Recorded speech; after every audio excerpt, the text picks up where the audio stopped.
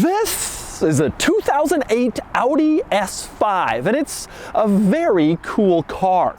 Audi still makes the S5, and it's great, but now you can only get it with a V6 and an automatic transmission. But back in the day, they offered the S5 with a naturally aspirated V8 and a 6-speed manual, and that's exactly what we have here.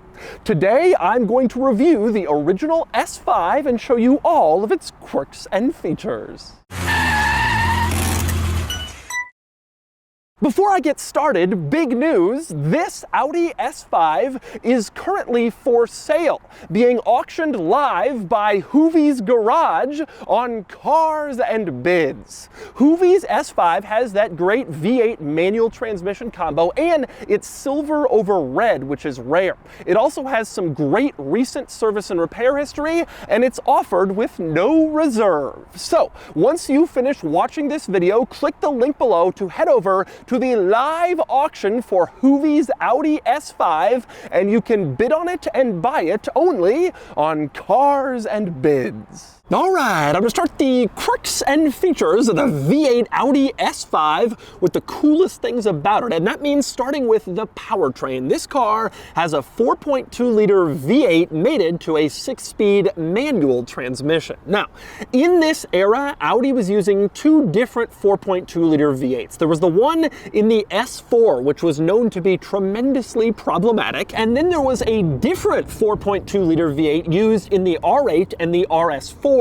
This 4.2-liter V8 is derived from that one, the latter one, so it won't have the timing chain tensioner issues from the S4, although being a 15-year-old Audi, I'm sure it has other issues, but that's a big one, and it's not a problem with this S5. Now, power was rated at 354 horsepower, which is still more power than the S5 has today, 15 years after this car came out. With its turbo V6, it's only at 349 horsepower. This car had a V8 and more power than a brand new S5. Now, one thing that hasn't changed is the drivetrain, quattro all-wheel drive, and it's rear biased in this car. I read 60-40 bias towards the rear, which provides for a sportier driving experience. Now, this particular S5 is slightly modified. Under the hood, it has an AWE intake. As you can see here, it says performance unlocked. So you know that your performance is unlocked. This car also has an aftermarket exhaust. These always sounded damn good, but with this exhaust it sounds even better. Take a listen.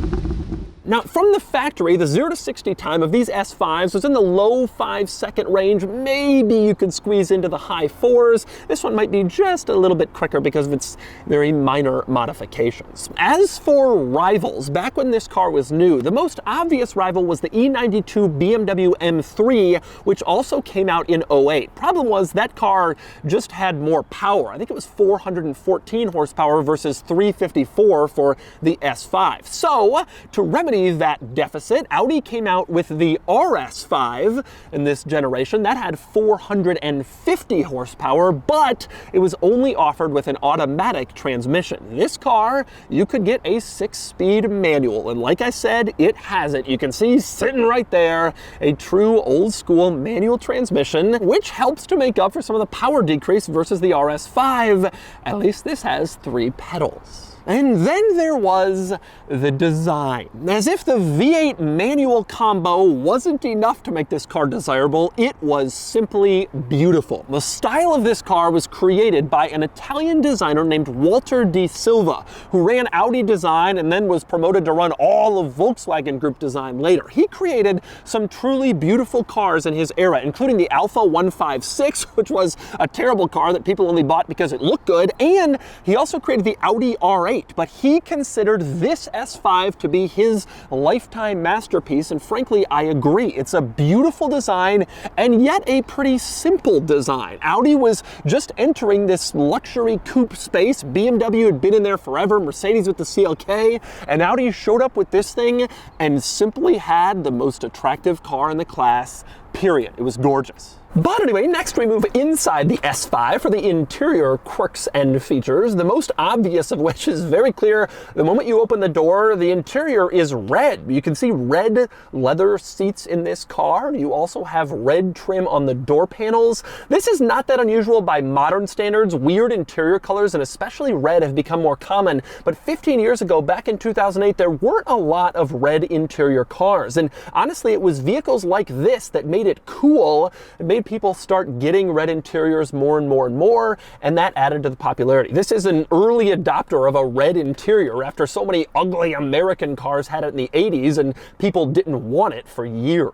Now, as for the interior itself, frankly, it's pretty nice in here. You look around, it's a beautiful interior, purposeful, simple, but it's nicely put together, well done. You actually see more cheap plastic in this interior than you might expect, especially in the center control stack, but that was the standard of its day. BMW was doing the same things in their cars, and Mercedes-Benz interiors were even worse than this one. It was just kind of the mid to late 2000s, a little more plastic than you might want. But comparing it against those period rivals, this was a nice interior, nice place to spend time, and again, purposeful and simple. Before the days of weird LED lighting experiments and giant swoops all throughout the cabin, this car was business-like, straightforward, like a lot of Audi interiors were at the time. But there were still a couple of interesting quirks in here. One relates to the key. This car is one of the early adopters of a proximity key, meaning you left it in your pocket, climbed inside, pushed a button. You never had to put the key in and turn it anywhere.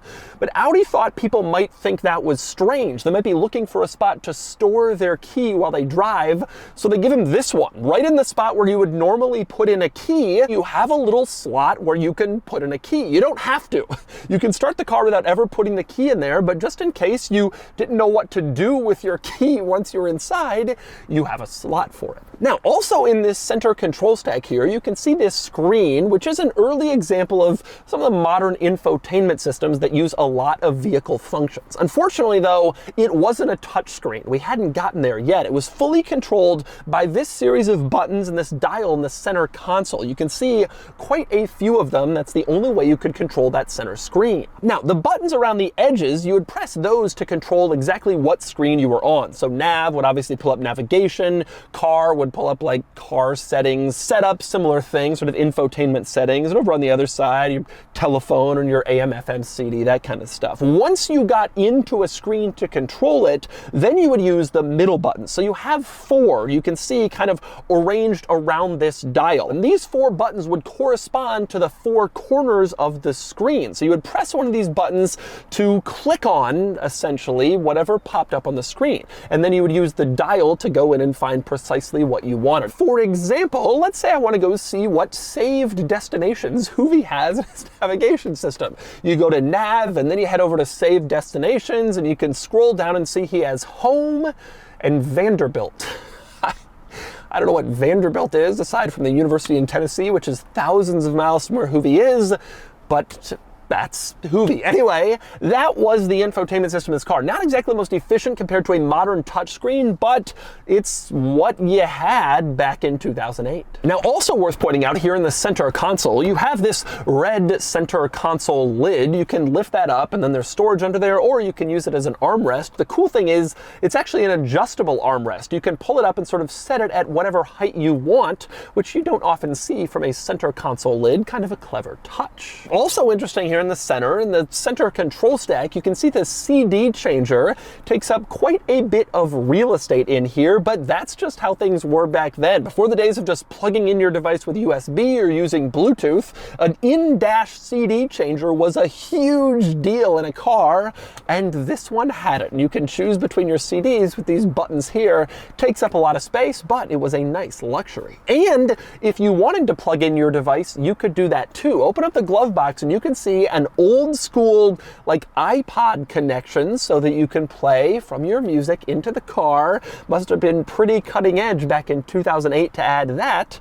but they did. Also, surprisingly cutting edge for 2008, this car has adaptive cruise control. Not too many cars had that back then, especially ones with a manual transmission, but this one did. I'm sure not quite as fully operational as modern adaptive cruise, but it was there, which is pretty cool. Now, one other interesting quirk in this interior is the sunroof. You do have a sunroof, but it doesn't open except to tilt like this. This is the furthest you can open the sunroof in this car. Now, when this car first came out, press reports at the time said that the reason the sunroof didn't actually open is because Walter De Silva, the car's designer, thought it messed up the look of the car. The sunroof would pop open and then go backwards over the body, and it ruined the lines. It ruined his masterpiece, so he said no sunroof. I'm not entirely sure if that is true. I suspect they didn't open the sunroof because they wanted sunroof people to just buy the more expensive convertible version of this car instead, but regardless, the sunroof doesn't open. And it creates an interesting quirk, which is that the sunshade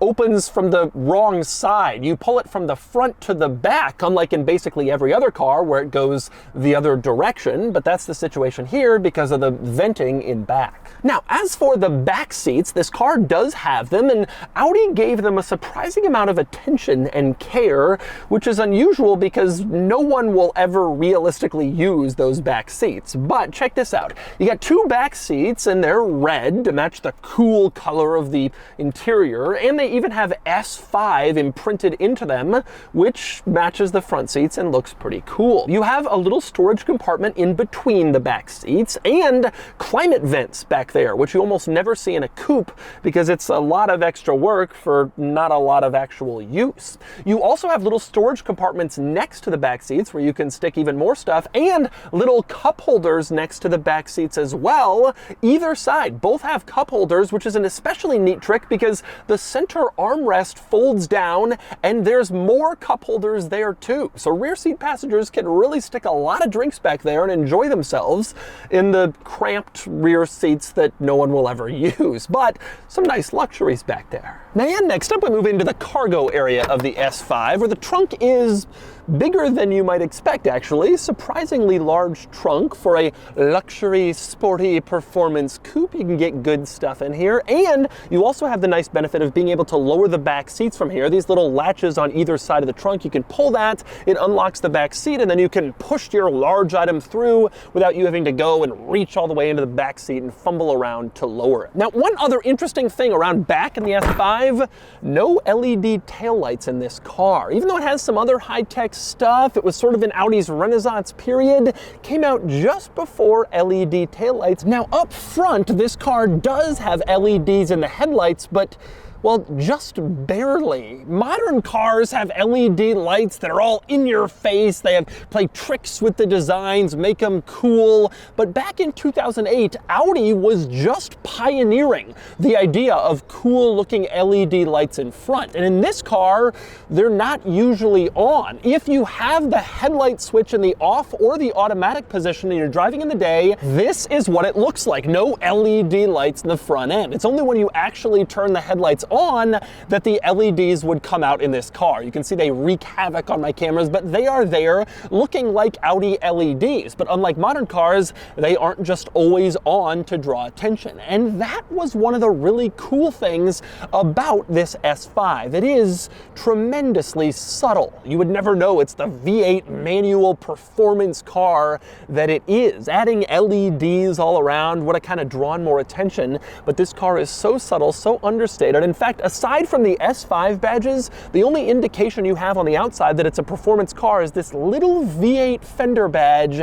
That was it, just that tiny little subtle detail. Audi, back then, just like today, remains the most subtle with their performance car cosmetic upgrades. You get one of these and you can kind of blend in until you floor it.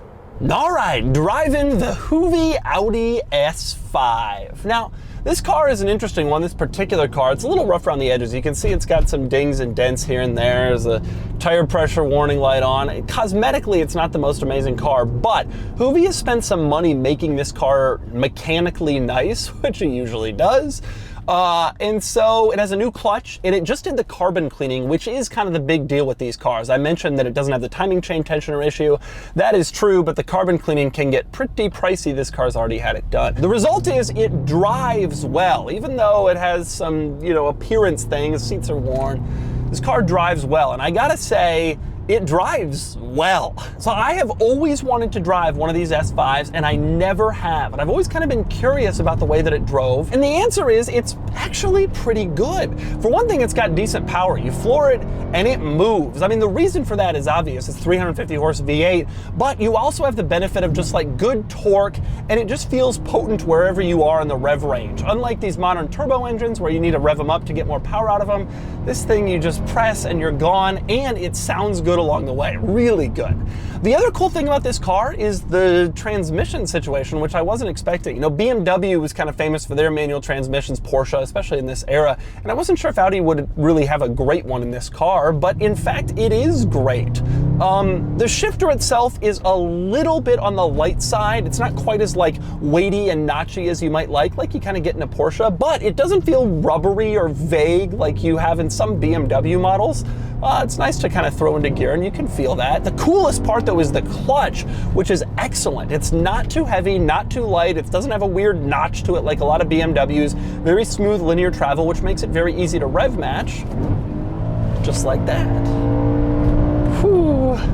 Now, this car is also surprisingly light on its feet, which again, I wasn't really expecting. When I think of Audis, especially from this era, I mostly think of front-wheel drive cars that were sort of converted to all-wheel drive cars, but this does have a rear bias torque split, and it was clearly made to be fun. This was intended to be, at the time it was called the BMW 3 Series Coupe, the BMW 3 Coupe rival, and it does a great job of that. It really helped to put Audi on the map as like a true performance car. You had a V8, a manual, and a fairly good sporty driving experience. The steering is great. It's linear and it feels really connected to the car. Not quite as precise as modern cars, but it's not as like squidgy as I thought it might be, given that this is a 110,000 mile, 15-year-old car. This car feels pretty light, pretty easily throw-aroundable, which is neat. And as much as I like the new S5, and I truly do, especially the Sportback, which adds some practicality, this car is just cooler. It has more power. It's got a V8 and a manual. The Audi S5 is one of the few modern cars where it kind of went backwards and has been going backwards, or at least sort of stayed the same.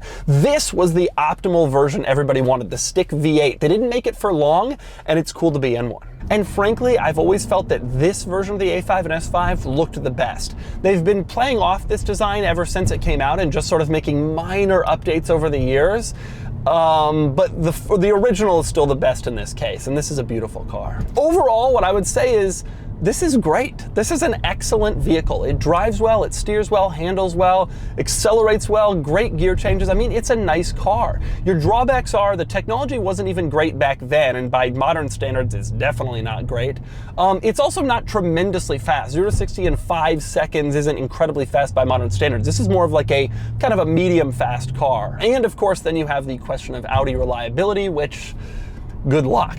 But these are neat. They're not all that easy to find with a V8 and a manual, and it's cool to be able to drive one and kind of experience what in my mind was the peak era of cars like this, where they were sticking a V8 in the S5 and a stick shift, and the M3 had a V8 and the M5 had a V10, and this is sort of Audi's version of that. A lot of power, cool car, and it sounds awesome. And so that's a 2008 Audi S5, HOOVIE'S Garage Audi S5. This is a cool car with truly beautiful styling, a big V8 and a manual transmission. And they literally don't make them like this anymore. But you can buy HOOVIE'S S5 on Cars and Bids. Anyway, now it's time to give the S5 a DougScore.